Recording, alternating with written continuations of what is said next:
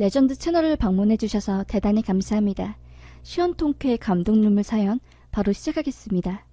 안녕하세요. 평소에 보기만 하다가 이렇게 사연을 보내게 되었습니다. 저는 귀여운 여자입니다. 남편과 오랜 연애 끝에 결혼을 하게 되었고 지금은 아들 1명, 딸 1명을 두고 있어요. 결혼 초에 원룸에서 시작해서 차근차근 집을 넓혀 지금은 작은 아파트에 보금자리를 잡고 살고 있습니다. 그런데 저희 옆집에 아주 안타까운 사고가 일어나게 되었어요. 그 집에 살고 있는 분이 극단적인 선택을 하게 되고 슬픔에 잠긴 옆집 가족들이 이사가게 되었습니다. 그 후로 오랫동안 그 집은 비어져 있었습니다. 옆집 아들이 오랜 취업 준비 기간 동안 생긴 정신적 스트레스와 우울증으로 인해 그렇게 가버린 것이 전부 동네에 소문이 나서 그랬는지 평균 시세보다 훨씬 싸게 집을 내놓았는데도 한참이나 아무도 들어오지 않았습니다. 몇 번 사람들이 집 보러 온 적은 있어도 이사 온다는 소식은 깜깜무소식이었고요. 저희 부부도 한참 동안 마음이 착잡하고 괜시리 기분이 안 좋고 그랬습니다. 그런데 그렇게 아무도 안 들어올 줄 알았던 옆집에 한 젊은 여자와 애가 들어왔더라고요. 안에 내부 인테리어를 싹 하고 공사하는 사람들이 왔다 갔다 하길래 은근슬쩍 물어보았지요. 여기 들어오는 여자 누구냐고, 뭐 들으신 거 있냐고 물어보니 잘 모르는데 혼자서 애 키우는 것 같고 좀 있는 집안인 것 같다고. 그러니 홀몸으로 애 키우는데 아파트에 들어오고 인테리어도 싹 하고 들어오는 거 아니겠냐고 하더라고요. 그렇게 인테리어가 끝나고 이삿짐들이 들어왔습니다. 남편과 애들이랑 나들이 갔다가 집에 들어오는데 한 여자가 엘리베이터 17층을 누르더라고요. 17층이 저희가 사는 층입니다. 옆집은 하나밖에 없었고요. 저는 그 여자를 보고 말했지요. 어머, 혹시 이사 오신 분이세요?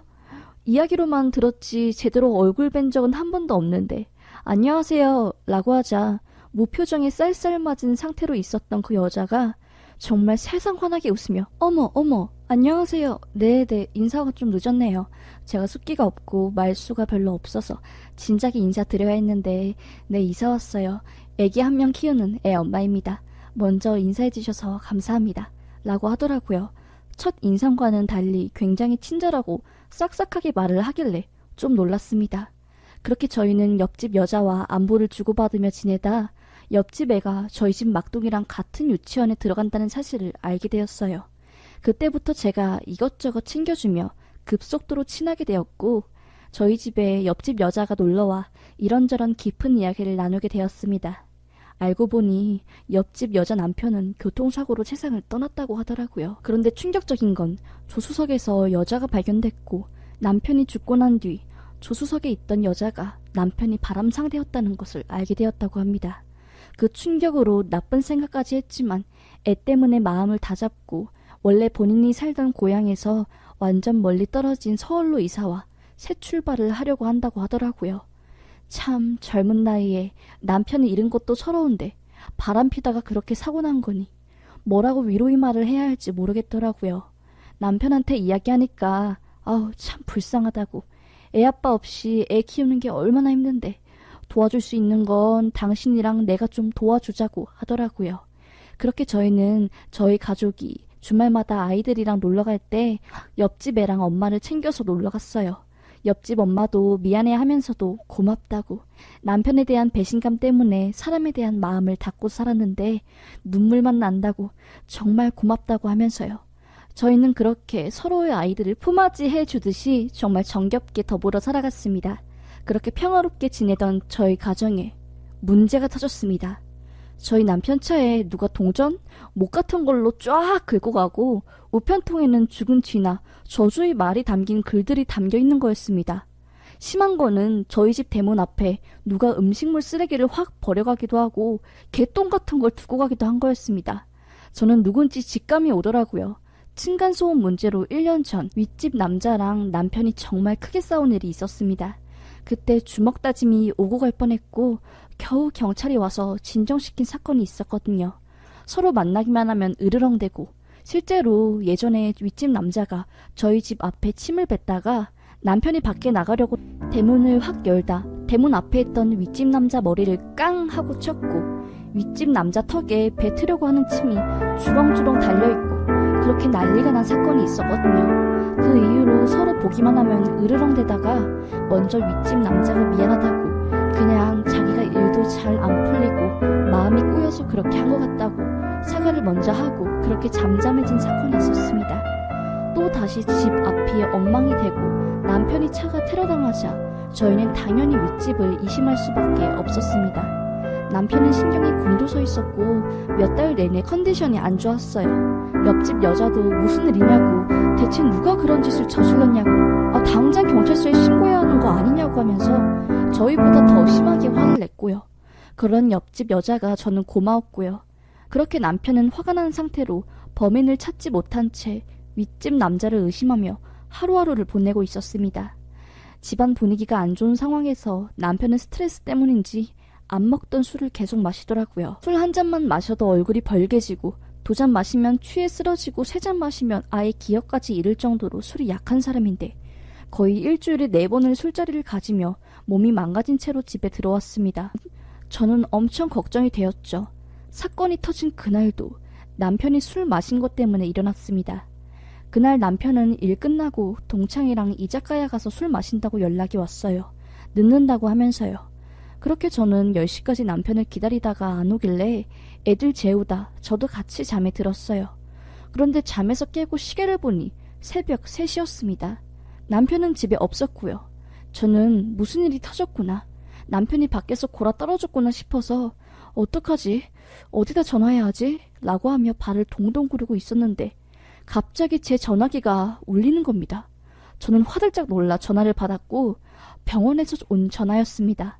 남편이 응급실에 있다고 보호자 되시냐고 빨리 오라고 하는 전화였습니다. 저는 깜짝 놀라 병원에 갔고 충격적인 모습을 보고야 말았습니다. 남편이 발목에는 발목에 거는 수갑, 분홍색으로 둘러싸여 있고 쇠사슬로 칭칭 묶여져 있었습니다. 사람들이 오른쪽 발목에 있던 그 쇠사슬을 엄청 큰 펜지로 절단하려고 안간힘을 쓰고 있었지요. 저는 도대체 이게 무슨 일이냐고, 도대체 무슨 상황이냐고 물었지요. 그러자 정말 도저히 믿을 수 없는 이야기를 듣고야 말았습니다. 남편은 이자카야에서 도수가 낮은 사케를 조금씩 마시고 있었고 그때 이자카야 안쪽에서 옆집 여자를 만나 동석을 했다고 합니다. 그 뒤로 기억을 잃었고 눈을 떠보니 본인이 옆집 여자 차 안에 있었는데 발목이 쇠사슬로 묶여져 있고 손도 묶여져 있었다고 합니다. 남편은 이게 뭐하는 짓이냐고 화들짝 놀라서 소리를 질렀고 그 여자는 술에 잔뜩 취해서 진짜 질투나서 못 살겠어. 왜 나만 이렇게 불행하게 살아야 돼? 내 남편 죽고 바람난 것도 뒤늦게 알고 애 아빠 없는 채로 대한민국에서 사는 게 왜 이렇게 힘드니?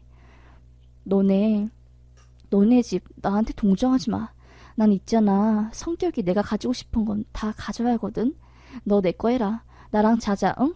왜 와이프 몰래 옆집 여자랑 만나는 거 재밌을 것 같지 않아? 짜릿할 것 같지 않아? 나만 파트너할 수 없지. 너네 집도 파국으로 가야 공평하지 않겠어, 세상이? 뭐 대충 이런 식으로 남편에게 말하고 남편이 입술에 입을 맞추려고 하자 남편이 안간힘을 다해서 발악했고 그 여자는 그럼 너 죽고 나 죽자 하면서 술 취한 채로 차를 몰자 남편은 가까스로 차 문을 열고 뛰쳐나간 것이었죠. 갑자기 사람이 차에서 튕겨나오자 뒤에 있던 차주가 신고를 했고 남편은 그렇게 뼈가 부러진 채로 응급실에 실려온 것이었어요. 다리가 쇠사슬, 쇠고랑에 묶여있으니 중심을 못 잡아 다리 쪽이 크게 다친 거였습니다. 그 여자는 전봇대에 차를 박고서 차 안에 잠이 들어 있었고 경찰이 그 여자를 체포해서 수사를 하고 있다는 거였고요. 정말 너무너무 소름 끼쳤습니다. 애 아빠가 없어서 힘들어하는 것 같길래 남편과 제가 좋은 마음으로 그 여자를 도와준 거였는데 그 여자는 열등감과 질투심에 눈이 멀어 남이 남편을 탐하려고 하고 가지려고 했다는 것이 온몸에 소름이 끼치더라고요. 그렇게 제 남편은 발목에 있던 쇠사슬을 겨우 풀고 다친 다리를 치료한 뒤 경찰 조사를 이어갔습니다. 결국 그 여자는 구속수사되어 재판을 진행 중이고 변호사를 선임한 저희는 아마도 그 여자가 죄질이 불량해 실형이 선고될 가능성이 높다는 이야기를 듣게 되었어요. 그리고 수사 과정에서 소름 끼치는 이야기를 들었습니다. 저희 남편 차를 못으로 긁은 것과 음식물 쓰레기 테러, 우편통 죽은 쥐, 전부 옆집 여자가 벌인 일이었답니다. 너무나 화목해 보이는 저희 집을 불안하게 만들고 싶어서 그딴 짓을 했다고 하네요. 저희는 그것도 모르고 애먼 윗집 남자만 의심했으니 정말 너무너무 머리가 정말 삐쭉 서는 느낌이라고 해야 하나요? 여튼 그렇게 저희는 집을 부동산에 내놓고 다른 동네 전세로 들어가게 되었습니다. 애한테도 미안하고 남편한테도 미안하고 괜한 오지랖으로 옆집 사람이랑 친하게 지냈다가 또라이인 줄도 모르고 이런 일을 겪게 한 것 같아서 참 여러모로 힘들었습니다.